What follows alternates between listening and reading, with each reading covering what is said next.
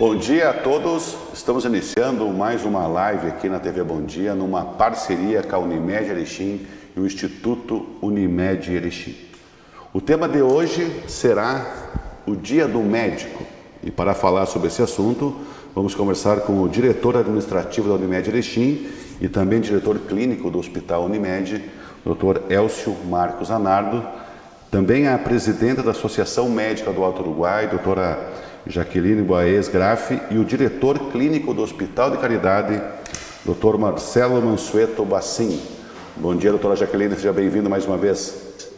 Bom dia, Rodrigo, muito obrigada. Doutor Elcio, bom dia. Bom dia, tudo bem, Rodrigo? Doutor Marcelo, mais uma vez aí também conosco. Bom dia, estamos virando cliente. É verdade, aqui já temos várias figurinhas repetidas aqui, estamos começando a... Interessante. Doutor Elcio, a Unimed Erechim, ela é pioneira no estado. No dia 5 de outubro, a cooperativa comemorou 49 anos, é a mais antiga do Rio Grande do Sul. No dia 18 agora comemora-se o Dia do Médico, e no dia 21 a Unimed celebra o 3º aniversário do Hospital Unimed. Qual a importância do trabalho médico da cooperativa na região do Alto Uruguai? Bom, novamente, bom dia, Rodrigo. Acho que foi de suma importância o trabalho médico da cooperativa para nossa região aqui. Né? Foi uma forma de aproximar a população dos médicos, ou os médicos da população, né? De uma forma a ter um trabalho mais qualificado, né, um trabalho mais diferenciado e uma remuneração também mais adequada ao nosso trabalho. Tá? Eu ainda acho que a mais antiga talvez não seja o melhor termo, eu gostaria de tratar como a primeira. A Unimed foi a primeira do estado, não a mais antiga. Ah, tá certo. Ela vai na frente, ela vai abrindo. É a pioneira. Exatamente. E assim é o trabalho médico, né? Assim como os pioneiros chegaram na região, né, muitos médicos também vieram desbravar aqui, e hoje a gente temos aí 244 médicos cooperados que fazem esse trabalho, né? Suprem as necessidades da região quase que na totalidade, né? Não é na totalidade, mas é quase na totalidade. Né? E os exemplos são muitos, né? A gente poderia ficar aqui um tempão falando sobre isso. Mas vamos deixar os colegas falar um pouquinho também. Né? Ok. Doutora Jaqueline, bom dia novamente. São diversas as especialidades dentro desta bela profissão, né? Qual é a função social do médico? Então, Rodrigo, mais uma vez, bom dia. Muito obrigada pelo convite da gente estar aqui novamente com vocês. Eu acho que o papel do médico ele é muito abrangente, o papel social do médico vai muito além do trabalho que ele faz no seu consultório, na sua clínica. Eu vejo que o papel do médico na sociedade, na comunidade onde ele está inserido, é de extrema importância, uma vez que ele participe dessa comunidade, nos eventos da comunidade. Acho que um grande exemplo de participação social do médico é o que nós fazemos dentro da cooperativa Unimed, uma vez que como cooperativa, como médico cooperado, a gente participa ativamente da comunidade, em inúmeras ações da comunidade, e eu vejo isso como o papel social do médico, que vai muito além daquilo que a gente faz dentro do consultório, dentro do hospital, no atendimento do nosso paciente, e sim como participantes ativos da comunidade onde a gente está inserido. Perfeito. Doutor Marcelo, e como que é o caminho percorrido pelo profissional médico até a sua formação profissional? Sempre ressaltar que a vida do médico não começa depois da faculdade de medicina. Eu acho que começa bem antes, a gente já se prepara antes, então esse caminho é bem longo. Não vamos aqui se lamentar por nada, mas a gente começa a se doar muito cedo para a profissão. Desde a adolescência, eu lembro bem que eu participava menos das festas com meus amigos de infância do que todos eles, porque era o que estava me preparando para isso. Não que não fizesse as minhas, mas desde esse tempo a gente se doa, segundo grau, a preparação para o vestibular, e a própria faculdade te suga muito, é uma faculdade geralmente em turno integral, fora os estágios que tu acabas fazendo extracurriculares. Então, é uma profissão que vai te usando e tu vai se doando e tu te afasta um pouco do meio de convívio social, um pouco da família, bastante da família, mas é com o apoio de todos esses, dos amigos, da família e com a nossa doação, que a gente consegue chegar ao fim da nossa formação. E eu acho importante para isso, até porque a profissão exige isso. Então, toda essa preparação antes, toda essa doação antes, te prepara para a profissão mesmo, que no dia a dia da profissão, você precisa se doar 100% para a profissão, você vai deixar muitas vezes a família de lado, os amigos até de lado, e ter uma convivência menor, às vezes, com o meio social, devido à tua profissão te empurrar para isso. Não é nem uma coisa que você escolhe, que você queira. A profissão te puxa para esse lado. Então, e as escolhas, às vezes... para isso. E as escolhas, às vezes, requerem alguma espécie de renúncia, não tem jeito, né? A dedicação integral, ela te dá essa condição, né, doutor? É igual a vida não tem só bônus, né? Ela tem seu ônus, então a gente tem que ir dosando o bônus e o ônus e procurar se doar bastante. Mas a gente, depois que se prepara para isso, vem ao natural, a gente não se cobra, não se culpa e a gente faz ao natural isso. Então, essa preparação que é longa, essa doação que é longa, nos prepara, nos deixa calejado para isso. Doutor Elcio, hoje a tecnologia se tornou uma grande aliada do médico na sua rotina diária, de diagnósticos precisos e coisa e tal, né? Como que ela está contribuindo para o avanço da medicina e dos serviços hoje em dia? Eu gostaria só de acrescentar ali o que o Marcelo falou. O médico que não se dedica ou que acha ou que imagina que fazer medicina é moleza, desculpa, mas não vai ser um bom profissional. A dedicação é fundamental para isso, né? E qualquer um que possa imaginar que a gente tem sucesso, tu tem 1% de inteligência e o resto é de esforço, é de suor, né? Muito trabalho, muita dedicação, né? Então, mas entrando na tecnologia, assim, a tecnologia, ela está aí, ela vem evoluindo e vem contribuindo, sem dúvida nenhuma, para a melhoria da medicina, tá? Isso não invalida o trabalho, vamos dizer assim, o trabalho pessoal, o trabalho mais artesanal, vamos dizer assim, da medicina, mas quem não puder entender que a tecnologia faz parte hoje da evolução médica, ele vai ficar fora do mercado, né? Agora, ela veio para auxiliar, ela não veio para substituir. Isso também é importante a gente saber. A gente tem que saber usar da tecnologia, né? Não adianta eu ter um tomógrafo de última geração e não saber pedir o exame de maneira adequada ou então não saber interpretar aquilo que eu estou pedindo, né? A gente vê muitas vezes, eu vou citar um exemplo rapidamente aqui, uma solicitação de exames de laboratório com 40 exames. A pergunta que eu sempre faço assim, quem está pedindo esses exames vai saber interpretar todos eles? Vai saber para que serve todos eles? Isso é boa prática médica? Entende? Então, né, a tecnologia está aí para nos ajudar e não para nos substituir, ou então, aquilo que eu não sei, eu peço uns examezinhos, encho de exames a pessoa, né, só para deixar a pessoa mais, assim, mais satisfeita com um atendimento mal feito? Será que é isso para isso que serve? Não, não é para isso que serve. A tecnologia é para nos auxiliar. E a gente tem que saber usar e tirar o melhor proveito dela. Mas tem um lado nefasto da tecnologia, doutor Marcelo, porque hoje todo mundo está na internet, então existem sites não confiáveis, né? O pessoal vai lá e busca tudo que é opinião da medicina, já chega no consultório com o diagnóstico, né? Pronto. Eu tenho isso. Google. Eu tenho isso. Eu acho que a gente já aprendeu a lidar com o Dr. Google já. Eu quero acrescentar uma coisa que o Elcio falou também, que eu sempre falo um pouquinho no meu dia a dia do consultório também para os pacientes. O cara que te pediu o exame e ele se assusta com o resultado é porque ele não sabe o que pediu.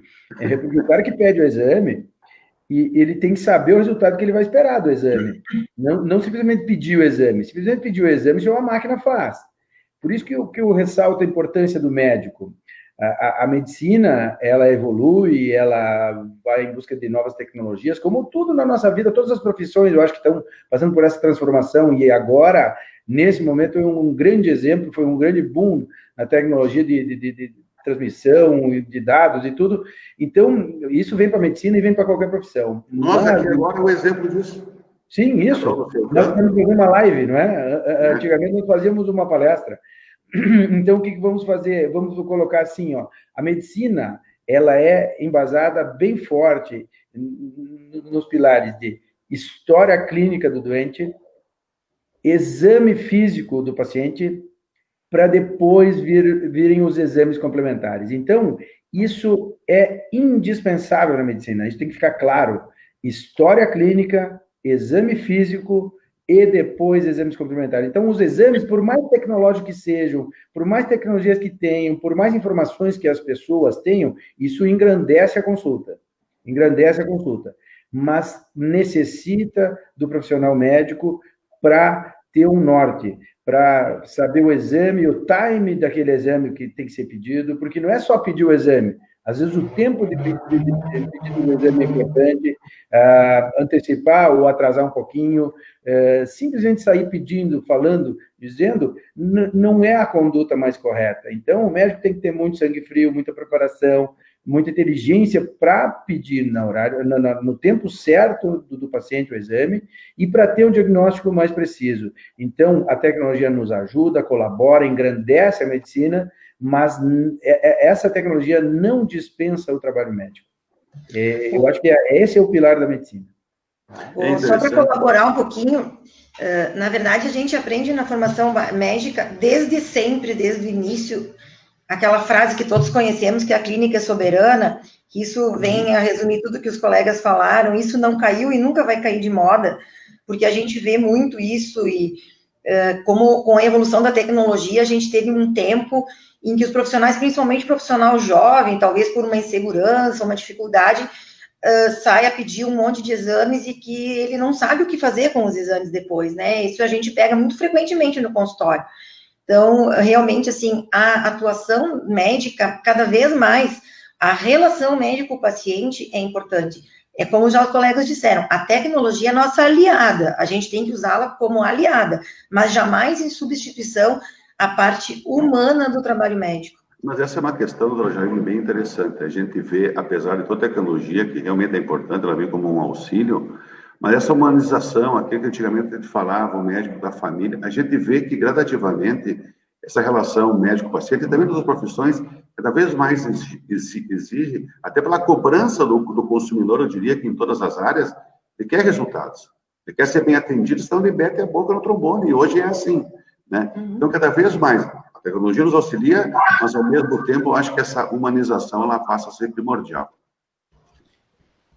Sem dúvida, eu acho que hoje o paciente quer uma qualidade no atendimento e essa qualidade no atendimento vem de encontro ao que a gente está falando, a relação médico-paciente, porque a gente vê muitas vezes o profissional pedindo exames porque o paciente, naquela coisa de que o paciente vem no consultório na expectativa que ele vai fazer exames, e às vezes eles perguntam para a gente, mas doutora, a senhora não vai me pedir exames? Mas não há necessidade de pedir exames, porque pela anamnese, pelo exame físico, eu consigo chegar a um diagnóstico.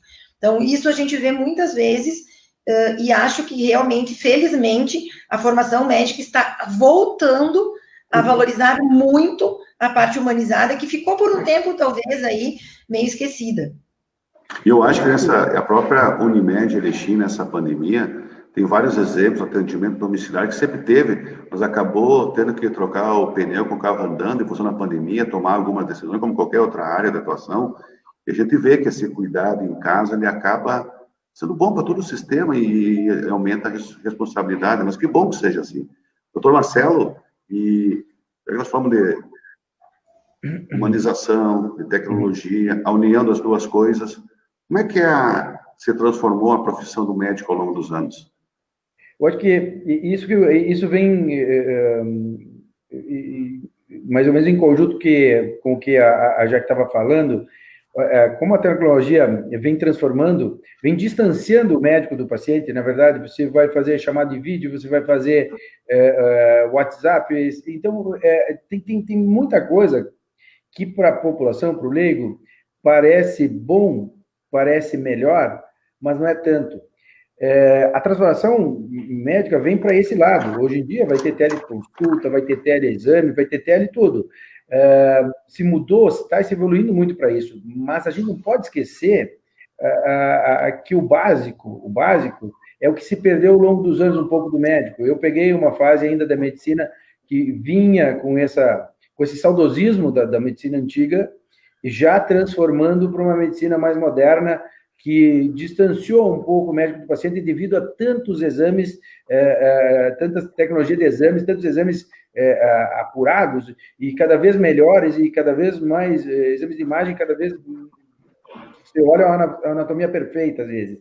Então, isso fez com que se afastou o médico do paciente. Então, eu gostaria de frisar que a gente tem que retomar essa relação médico-paciente, que isso é uma dos pilares do sucesso do tratamento.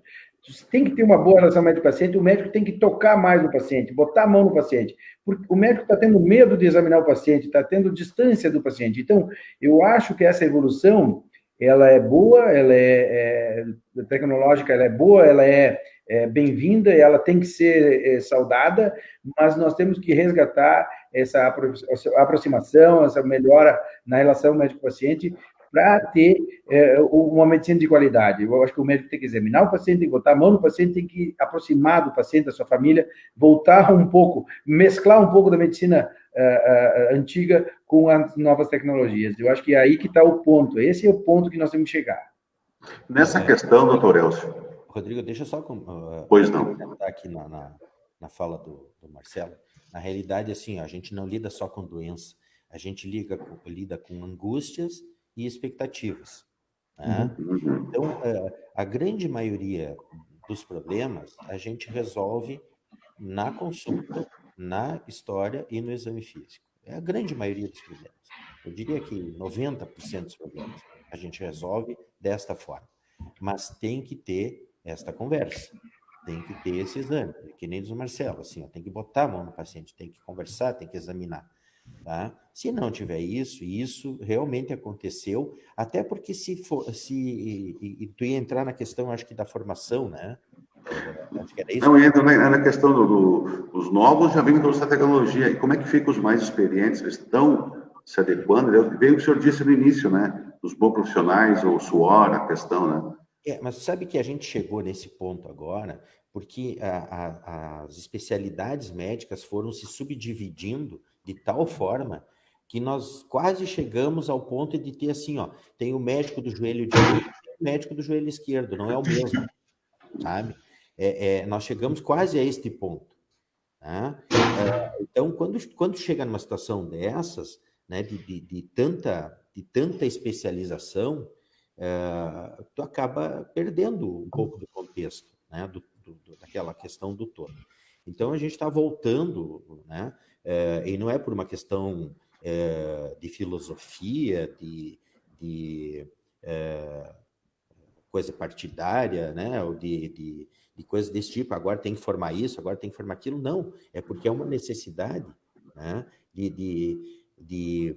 vamos dizer assim, uma necessidade da própria profissão, né? Ou ela vai acabar, né?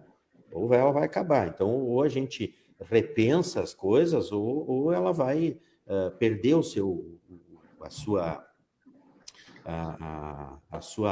foco, né? O seu centro. Essência. A sua essência, exatamente. Essa palavra que estava faltando. Hoje estão se formando super especialistas, não é, Elcio? Exatamente. Nós chegamos nesse... Não que não necessitem desses, mas a medicina não é só feita de super especialistas, super diagnósticos. A medicina é feita do arroz com feijão também, do básico, e tem que ser subintegral, entendeu? Então, eu acho que está se esquecendo um pouco do básico para chegar no super especialista. A gente ainda tem falta de saneamento básico e nós estamos fazendo medicina de ponta, né? Colocando molinhas, né? Os estentes, né? Acabando com a cirurgia praticamente. A cirurgia cardíaca é uma cirurgia que está quase, ela não vai acabar, mas ela mudou muito em função da tecnologia, né? É uma tendência, mas nós ainda estamos morrendo de infecções aí por falta de saneamento básico. Essa é uma questão, doutor, muito importante. Por exemplo, Erechim tem 102 anos, nós não temos 1 metro de esgoto tratado em Erechim. Então, agora, a tendência é que no próximo edital isso virá para 30 anos, e daí a gente entra num conflito do setor privado, onde tem mais estrutura, e o setor público. Como é que o setor público, lá na UBS, vai dar todas essas especialidades, essas super especialidades? Aí a população chega lá, quer, mas olha como quer. Rodrigo, qualquer um que pense em fazer gestão vai ter que pensar que ele não tem 100% do dinheiro, ele não tem 100% disso para aplicar numa coisa só. Ele tem que dividir para tudo, para todas as ações. Então, uma coisa que inventaram, que chama parceria público-privada, né, pode ser muito bem-vinda, tá? Nem todo mundo precisa usar o sistema público e nem todo mundo tem condições de usar o sistema privado, tá? Mas as duas coisas coexistem e por isso que nós estamos aqui, nós fazemos parte da saúde suplementar, né? Para complementar aquilo que eventualmente a saúde pública não tenha e outras coisas a saúde pública não tem, e o sistema suplementar não tem. O que precisa é a gestão desse negócio, né? Para que as coisas aconteçam de forma coerente, conjunta, né? E haja um crescimento de ambos, né? Porque ninguém está aqui para dizer, não, eu odeio o sistema público e eu vou trabalhar só no sistema privado, e nem o contrário. As duas coisas são necessárias, né? E são complementares, né? Então, só que quem está gerindo, quem está trabalhando com isso, é que tem que pensar nessas coisas, né? Doutora Jaqueline, e como é que é o médico trabalhar, conciliar o trabalho médico com as relações familiares? É bem complexo, né? Eu acho que nós voltamos lá no início, quando o Marcelo falava que quando a gente faz a opção de querer ser médico, muitas vezes, ainda sem saber muito bem onde a gente vai estar se metendo aos 17, 18 anos.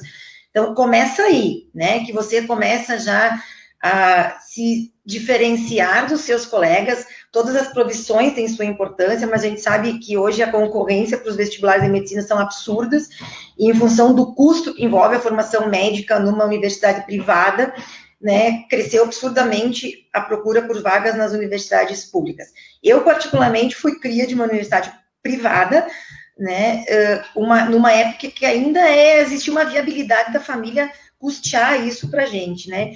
Então, tu começa na adolescência, muitas vezes, como o Marcelo falou, abrindo mão de festa, abrindo mão de um monte de coisa. Daí a gente, na época, sofria bullying, né? Naquela época não tinha isso, mas a gente era discriminado. Pô, o cara não vai a nada, porque vai fazer vestibular para medicina.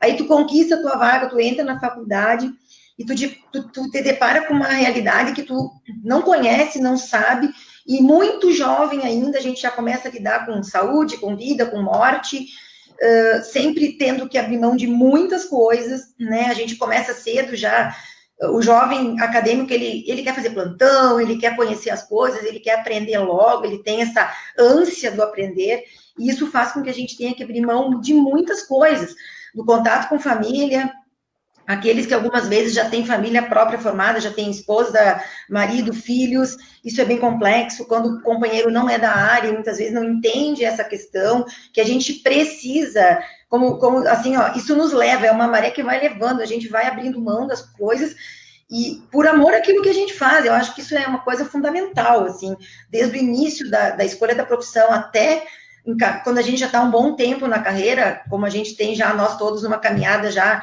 razoável aí na carreira, e a gente continua muitas vezes tendo que abrir mão de estar com filho, de estar com família, e precisa, eu acho que haver um entendimento, um diálogo, uma relação familiar muito aberta para que isso aconteça, para que não haja quebra dessa relação familiar, que a gente vê muito isso em função do que nos obriga muitas vezes a estar fazendo.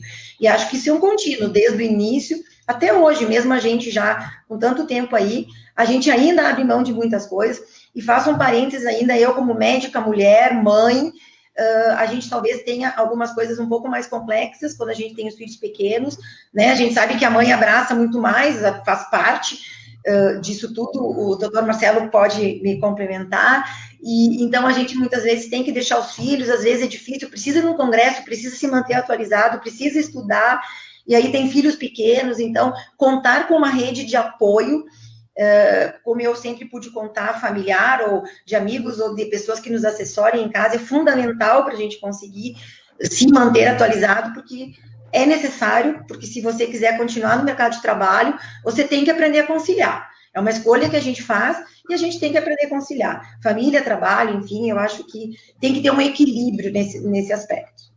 E, doutor Marcelo, já que falamos de tantas coisas hoje aqui, quais são os desafios da profissão para o futuro? E para o presente também. Isso aí. Para se manter médico, entendeu? Eu acho que a gente precisa sempre analisar isso, que a Jaque falou, é óbvio que a médica mulher tem essa parte familiar, porque é um instinto da mãe estar perto dos filhos e suprir as necessidades do dia a dia dos filhos. Os pais participam, mas tem muito mais o espírito empreendedor, de buscar fora. E eu acho que é importante a gente saber conciliar tudo. Não é fácil, é uma luta diária. A gente tem que estar preparado para essas novas tecnologias, mas eu vou falar uma frase que me marcou muito há alguns anos já, e eu procuro usar ela, vou parafrasear o Adib Jatene, que ele falou que ele definiu um médico, como define o médico? O médico, ele precisa, ele tem o dever de curar.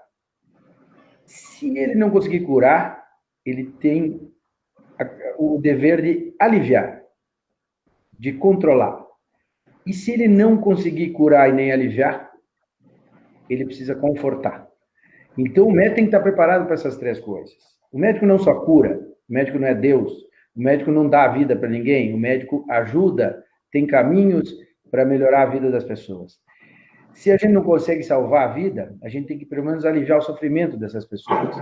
Com remédios, com tratamentos, com tecnologias. E se a gente não conseguir nada disso, nenhuma dessas coisas, com nada disso que a gente tem à disposição, a gente precisa dar o ombro para essa pessoa, para essa família, a gente precisa ser o cerne desse tratamento, desse caso que a gente está conduzindo. Então, eu acho que o médico não pode fugir da sua responsabilidade nunca. Então, esse é o grande desafio para mim da profissão. O médico se manter médico, humano, perto, dar a mão, dar o braço a torcer, saber que tem suas limitações e que não vai vencer sempre. Eu, na pediatria, a gente tem muitas dificuldades nessa hora da perda, porque a pediatria, a gente só quer ganhar, e o médico em si só quer ganhar. A gente é preparado para só ganhar, mas a vida nos ensina que ela é feita também de vários percalços. Então, a gente é preparado cobrado para acertar sempre, mas a gente é humano, a gente está de carne e osso, e como humano a gente tem os nossos dias sim e os dias também não, e então a gente tem que preparar para isso, que sempre curar, se não der para curar, aliviar, e se não der para curar nem aliviar, a gente pode confortar. A gente tem que estar sempre do lado do paciente, seja do paciente ou da sua família, sempre estar disposto, sempre estar disponível para poder ajudar. Esse é o grande desafio, no meu ver. E não só se preparar e se acostumar com as novas tendências tecnológicas. Isso, sim, é um grande desafio de nós, até um pouco mais antigos, de se acostumar com isso. Os mais novos vão estar preparados já no meio disso. Mas eu acho que o grande desafio do médico é, sim, ser médico mesmo. Doutora Jaqueline, mulher, médica, né? Que conselho a senhora daria para o estudante que está entrando na medicina, numa faculdade longa, já falou da adolescência, abrir mão, e aquele que está saindo da faculdade com o atual cenário que vivemos? Dá para fazer essa leitura hoje? Eu acho que dá. Conselho não é uma coisa que a gente fique dando aí, né? Se fosse conselho fosse bom, como falam, né? Mas eu acho que, assim, tudo que a gente conversou aqui, desde que você entra na faculdade, eu tenho uma leitura assim, quando a gente entra na faculdade, a gente é muito jovem, então a gente tem uma expectativa super alta daquilo que a gente vai encontrar. Hoje é mais complexo ainda, porque a gurizada está entrando aí, se deparando com tecnologias mil, e muitas vezes tendo aquela sensação de que o ser médico vai ser muito mais tecnológico do que humanizado. Eu fico muito feliz quando eu vejo inúmeras faculdades, e vou citar a nossa universidade aqui, a nossa Faculdade de Medicina da URI, preocupada com essa formação do médico geral, do médico humano, sabe? Tendo um conhecimento do que é saúde pública, de que necessidades a gente tem na comunidade, o que é saúde privada, qual é o equilíbrio que precisa haver. E essa gana que a gente entra no início, eu acho que a gente tem que sair com ela. Né? Eu acho que assim, ó, bater o coração, brilho no olho quando tu vai atender o paciente, ter amor pelo que a gente faz. Eu não vejo outra forma assim da gente conseguir, como disse o Marcelo, durante os percalços, no momento que ou você perde um paciente, você tem que dar um diagnóstico mais complexo para o paciente. Se você não tiver muito amor por aquilo que você faz, vai ficar muito mais difícil, porque a gente é limitado para conseguir os resultados, né? Então, esse pessoal que está em formação, e que hoje eu tenho a felicidade de poder estar em contato com alguns acadêmicos, eu vejo esse brilho no olho deles quando eles veem uma coisa diferente, quando eles aprendem alguma coisa. Então, não percam isso, carreguem isso com vocês, sejam muito mais médicos do que doutores. Eu acho que existe uma diferença muito grande em ser médico e ser doutor. Eu vou lembrar sempre, na minha formação já de dermatologia, durante a residência médica, eu tive um preceptor que já é falecido, é um grande nome da dermatologia brasileira, o doutor Sampaio, e ele sempre dizia para a gente, antes de serem dermatologistas, vocês são médicos. E isso se deturpou muito na formação do jovem dermatologista, porque hoje eu, às vezes, me entristeço ao ver jovens médicos dermatologistas fazendo tudo que se envolve aí na área cosmiátrica, que acho que é perfeito, acho que tem que fazer, mas não sabendo mais diagnosticar o feijão com arroz, como a gente falou no início. Então, antes e acima de tudo, a gente tem que permanecer médico, humano, tocando no paciente, conversando com o paciente, ouvindo o paciente, isso nunca vai sair de moda. Então, acho que esse não é nem o meu conselho, eu acho que isso é uma filosofia de vida que eu trago até hoje, nos meus 30 anos de formação, e que acho que faz uma diferença muito grande para o paciente quando ele chega no consultório, ele é recebido com um sorriso, ele é recebido com um abraço, tipo, eu tô aqui, eu quero te ajudar, estamos junto, independente do que vier a acontecer. Vamos ver aqui nossos internautas, como é que tá? Quem está nos assistindo, Eduardo Machiavelli, conhecem? Altair Ferrari, Renato José Lussani, Sueli Rubas Kuzma e o Ricardo Favarin dá um recado, doutor. Doutor, tem que voltar para o Ipiranga, viu? Tô pé quente no Ipiranga aí. Hã? Tô pé quente lá no Ipiranga.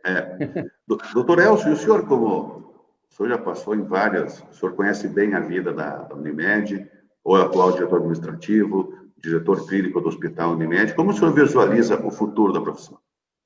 Bom, eu queria entrar nessa questão ali da formação, e a gente tem acompanhado mais de perto ou mais longe alguns universitários ali, o pessoal em formação e na residência médica também. O que a turma tem que entender é que quando, além dessa coisa que a Jaqueline falou, assim, da paixão, do brilho no olho e tal, entender que, assim, ó, essa é uma profissão que tu começa a estudar e nunca vai parar de estudar. Nunca, nunca. Até o dia que a gente morrer, a gente vai estar sempre procurando aprender mais. Então, isso tem que estar na cabeça do médico. Tá? A gente iniciou uma carreira, né? Iniciou uma profissão e a gente sabe que ela vem evoluindo e cada vez a evolução está mais rápida.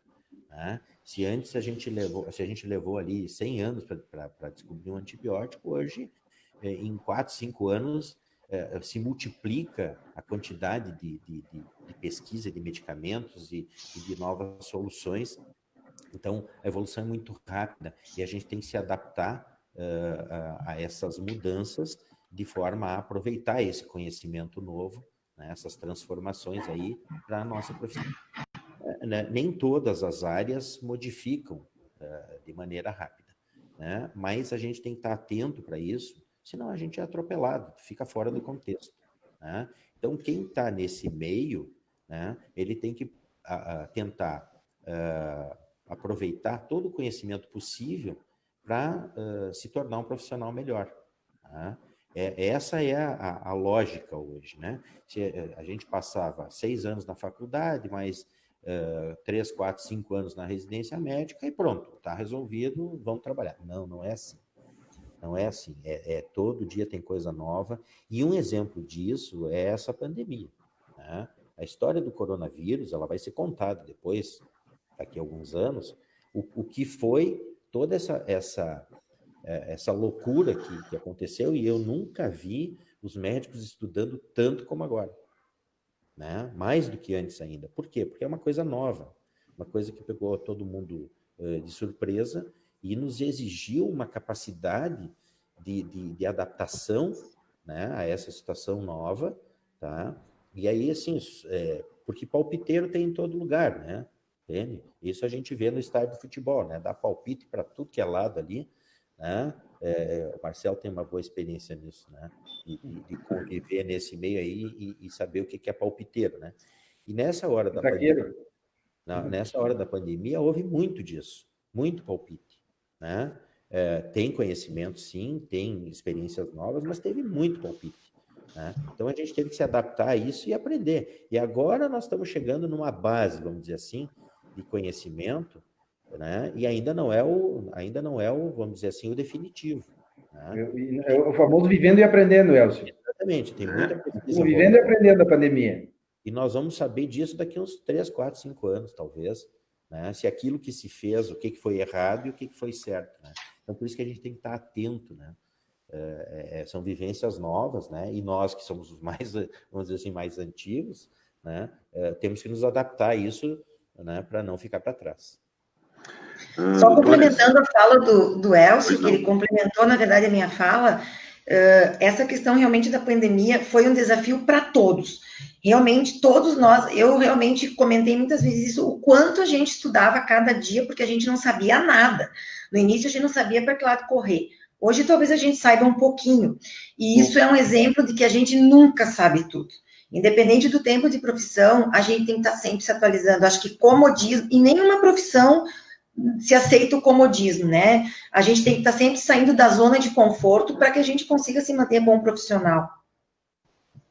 A medicina é a arte da verdade de hoje, é mentira amanhã. Então, a gente tem que aprender a viver isso. A pandemia ensinou isso em poucos meses.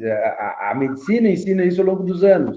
E a pandemia foi muito mais rapidamente. Então, a gente teve que se adaptar rápido, estudar bastante, aprender rápido, e estamos continuando, seguindo aprendendo, porque tem muita novidade para vir ainda. A gente não sabe tudo da pandemia, a gente sabe só a pontinha dela. Então, essas novidades no dia a dia que a gente vai botando na bagagem e vai tentando fazer o melhor. É sempre assim. Doutores, chegamos ao final. Eu queria aqui desejar parabéns muito grande para vocês todos aí no dia 18, dia do médico, para todos os médicos cooperados da Unimed, os médicos da Erechim e região. Essa profissão que nós precisamos, e eu acho que a grande lição de hoje é essa questão da humanização, pessoal. A tecnologia realmente nos ajuda, a gente não pode perder a ternura nunca. Eu acho que em todas as profissões isso é muito importante, né? Doutora Jaque, muito obrigado pela tua participação aqui hoje. Muito obrigada, Rodrigo, pela oportunidade. Deixo aqui o meu abraço a todos os colegas pela passagem do dia 18 e seguimos nessa luta aí eterna de conhecimento, aprendizado, cuidado. Um bom dia a todos vocês. Doutor Marcelo, muito obrigado novamente. Muito obrigado, sempre à disposição. Vamos seguindo. Vamos lá. Doutor Elcio, obrigado, querido. Nós é que agradecemos. Obrigado, Rodrigo. E assim chegamos ao final de mais uma live aqui pela TV. Parceria Unimed Erechim e o Instituto Unimed Erechim. Lembrando, na próxima quarta-feira, às 10 horas, novamente aqui nesse mesmo local. Um bom dia a todos e até a próxima.